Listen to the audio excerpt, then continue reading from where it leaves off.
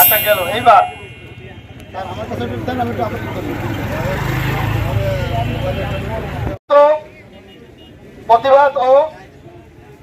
প্রতিবাদ ও মানববন্ধন কর্মসূচি আবারও যাতে পুনরায় না করা থাকার দায়িত্বে মোহাম্মদ সোহাগ হোসেন। এখন আপনাদের সামনে মূল্যবান মানববন্ধন ও প্রতিবাদ সভা।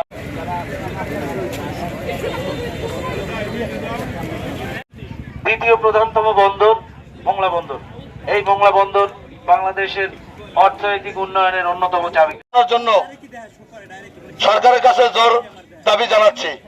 কারণ ইউনিয়নের পক্ষ থেকে যে প্রতিবাদ ও মানববন্ধন সভা, উক্ত সভায় প্রতিবাদ ও মানববন্ধন কর্মসূচি আবারও যাতে পুনরায় না করা। আমাদের মোংলা বন্দর ইকোনমিক জোন আঞ্চলিক শাখা মোংলা বন্দর একটা প্রথম শ্রেণী পৌরসভা ও বিভিন্ন ধরনের ইন্ডাস্ট্রি কলকারখানা। এই নদীবন্দর থেকে সরকার প্রতি 100% ভিতরে শুল্ক 95% শুল্ক কিন্তু নদীবন্দর থেকে, অর্থাৎ বিশাল একটা রাজস্ব। অর্থাৎ এই রাজস্ব নাবিকরা জীবনের ঝুঁকি নিয়ে ভারত বিভিন্ন হিমালয় থেকে বিভিন্ন জায়গায় যে এই নাবিকরা কিন্তু সরকারের রেমিডিস আদায় করে দেয়।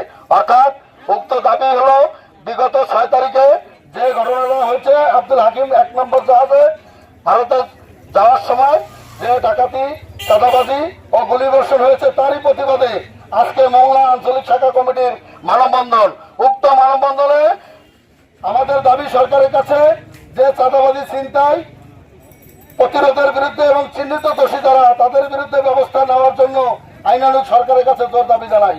তা না হলে আমাদের দাবি না মানা হলে এবং চিহ্নিত সন্ত্রাসীদের বিরুদ্ধে ব্যবস্থা না নিলে আমরা বৃহত্তম কেন্দ্রীয় ঘোষিত যদি কোনো আন্দোলনের ডাক দেয় আমরা কিন্তু তারই বহিঃপ্রকাশ আজকে আমরা বিগত কর্মসূচিতে কিন্তু অংশগ্রহণ করবো এবং নদীতে নামবো। অর্থাৎ অনতি বিলম্বে এই চিহ্নিত দোষীদেরকে আইনানুগ ব্যবস্থা নেওয়ার জন্য বাংলাদেশ নৌযান শ্রমিক কর্মচারী ইউনিয়ন ও জাহাজী শ্রমিক ফেডারেশন অন্তর্ভুক্ত সকল নাবিকদেরকে সোচ্চার এবং সচেতন হওয়ার জন্য সোচ্চারভাবে আহ্বান জানাচ্ছি। বাংলাদেশের দ্বিতীয় প্রধান সামুদ্রিক বন্দর হচ্ছে মোংলা বন্দর। এই মোংলা বন্দরে হচ্ছে বাংলাদেশের অর্থনৈতিক উন্নয়নের অন্যতম চাবিকাঠি। এই রুট হচ্ছে বাংলাদেশের দ্বিতীয় ব্যস্ততম নদী রুট।